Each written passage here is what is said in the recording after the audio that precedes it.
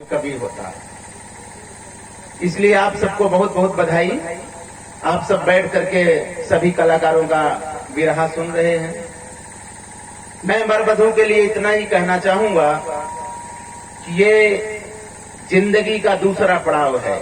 एक पड़ाव वो होता है जब व्यक्ति जन्म लेता है, एक पड़ाव ये है जब व्यक्ति एक से दो होने जा रहा है। तो मैं माता रानी से प्रार्थना करूंगा कि आपका जीवन सुखमय बनाए रखें।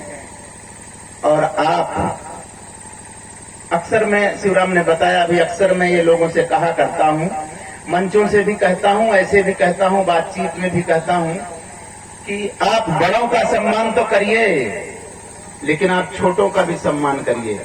और आप छोटों का सम्मान करिए, आप बड़ों का भी सम्मान करिए, क्योंकि ना कोई छोटा होता है ना कोई बड़ा। वक्त व्यक्ति को छोटा और बड़ा बनाता है। माँ का पेट तो एक ही है ना, माँ बाप तो एक ही है ना, लेकिन एक बच्चा 1 साल बाद पैदा हो जाता है और एक बच्चा 1 साल पहले पैदा हो जाता है, तो वो बच्चा माँ बाप के लिए और दुनिया के लिए बड़ा हो जाता है। जो 1 साल पहले पैदा हुआ है वो छोटा हो जाता है। दूध वही है, ममता वही है, जड़ जमीन वही है। इसलिए हमेशा व्यक्ति को चाहिए कि वो अभिमान से नीचे रहे, कभी ईर्ष्या द्वेष में ना जिए। हो सके तो अपने मुख की रोटी किसी दीन दुखिया को दे, उससे आपको दुआएं मिलेगी। जो एक राजा नहीं दे सकता है आपको, वह एक भिखारी आपको दे सकता है। नोट रखना है, नोटेड बात है।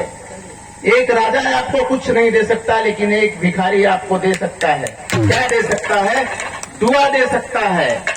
दुआ जो है वो करोड़ों हीरा मोती से ज्यादा होती है। इसलिए जिंदगी में हमेशा दुआएं लेने की कोशिश करिए। दुआएं लेने की कोशिश ही मत करना, चेला दुआएं देने की भी कोशिश करना। जो अपने छोटे हैं उन्हें हमेशा दुआएं देते रहना और अपने काम में लगे रहना। दुनिया क्या कहती उससे मतलब नहीं रखना।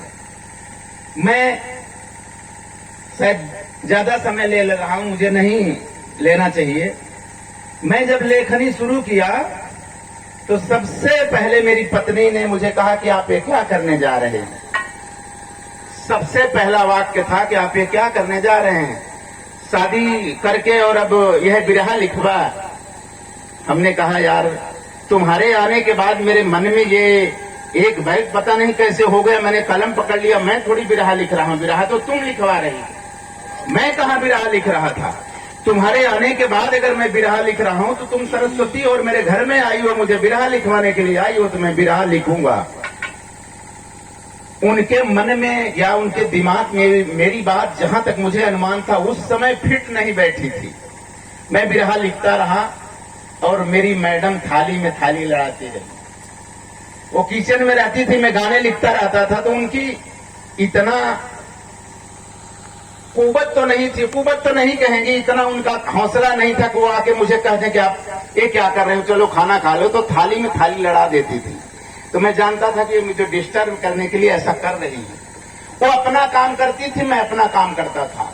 आज का ये मैं बता क्यों रहा हूं मेरे परिवार की बात, आज का ये सिचुएशन है कि जैसे शिवराम का फोन चला जाए, ज्योति का फोन चला जाए, मनीष जी का फोन चला जाए, या किसी दुनिया के किसी भी कलाकार का फोन चला जाए, और मैं उसको आज कल परसों ऐसे करता रहूं, और वो फोन पे 2 दिन केवल सुन ले तो तीसरे दिन आके कह देती कि अब बहुत बड़ा कवि हो गया है, आप गाना दे दीजिए। आपके लिखने से किसी की जीविका चलती है, किसी की जिंदगी चलती है, किसी के बीवी बच्चे पढ़ते लिखते हैं, आप सारा काम छोड़ के पहले उनको गाना लिख के दे दीजिए। तो मुझे बहुत बेहद खुशी होती है और उनको देखते देखते गाना लिख देता हूं।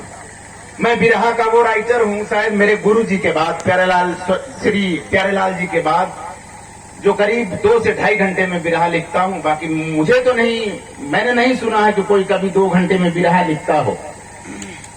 और मैं सिगरेट के पन्ने पर बिरहा लिखा हूं, मैं पेपर के कोर पे बिरहा लिखा हूं, मैं अपने हाथ पे बिरहा लिखा हूं, मैं अपनी जान पे बिरहा लिखा हूं और लिख करके अपने कलाकारों को दिया हूं। क्यों? कि मेरी जिम्मेदारी है, ये मेरे भरोसे हैं। मैं इनके भरोसे हूं नहीं हूं, लेकिन ये मेरे भरोसे संपूर्ण रूप से हैं, इसलिए मेरी नैतिक जिम्मेदारी है मैं इनके काम को करूं। तो मैं कभी नहीं हूं, मैं तो इन लोगों का काम करता हूँ और माँ करवाती है। नाम इनका भी हो रहा है, नाम हमारा भी हो रहा है। बहुत बहुत प्रणाम, धन्यवाद।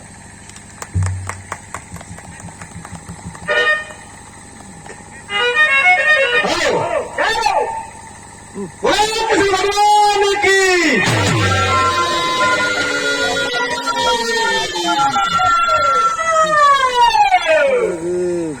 देखिए